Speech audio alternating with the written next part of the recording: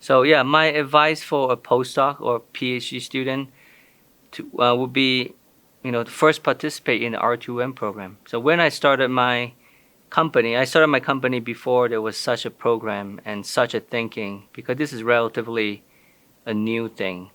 So the R2M program to me is the first thing to start, to get a sense of, get entrepreneurial training from the program, to get a sense of if this thing is, do you see this doing for the rest of your life or the next 5 or 10 years? So yeah, I would say the R2M would be the first step, and because I would say this is relatively easy first step, because if you don't take this step, you'll never be into an entrepreneurial journey.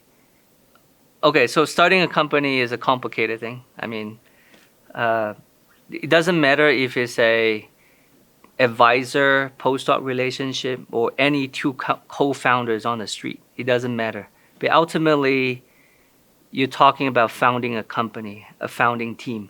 So I will highly recommend people founding the company to read a book by Weiserman. It's on the founder's dilemma. So this kind of issues and frictions will exist. Doesn't matter if it's a postdoc advisor or postdoc relationship or any two people on the street, because ultimately it's about that trust. Would you go all the way with me in this journey? So it doesn't matter.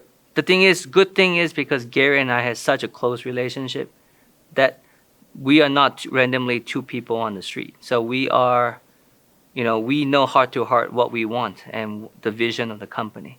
So that building that trust, I think, is the foundation of a founding team. So yeah, I think that kind of relationship between advisor and postdoc or advisor and PhD student, I think they're unique compared to any two-person on the street founding the company, because there's that trust that built already and capability, and also to me there's a lot of softing like commitment, and also do the founding teams have what it takes to take the company all the way? Like, do I bail out in year 2? This kind of thing is, I would say, unique between advisors and postdoc in my case. Yeah, sure. So I would say the first step, R2M will be a first step, I would say. The very first step, get yourself out there as a PhD student or postdocs. Step out of your comfort zone, go out there and do something different. To me, R2M, if you don't end up starting a company, that's fine. To me, it's a journey. It's an experience. So R2M, even though if you end up in the technical area, like if you end up doing a technical job, at one point, if you work for a company, that company needs to have the same elements, right, of a startup, of a company. They need to provide certain value to the customer. The more you know about business through R2M, I would say it's good for your career. Doesn't matter where you end up.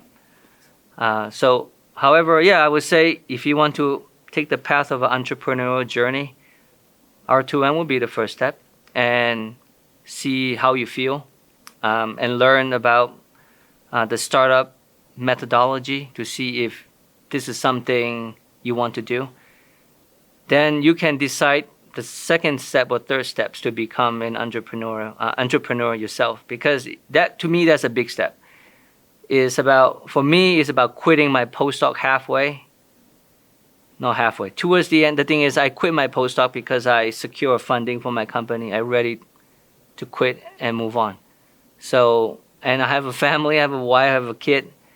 I have bills to pay. So, yeah, to me, that's the first step. That's the hardest step for anybody to step outside that comfort of regular paychecks and not go hungry. I mean, that's the hardest thing. So I would say that's from the soft skill. Like, if you have the courage to do it. But R2M will prepare you at the beginning to give you as much information as you need. Taking the step to be an entrepreneur is totally up to you.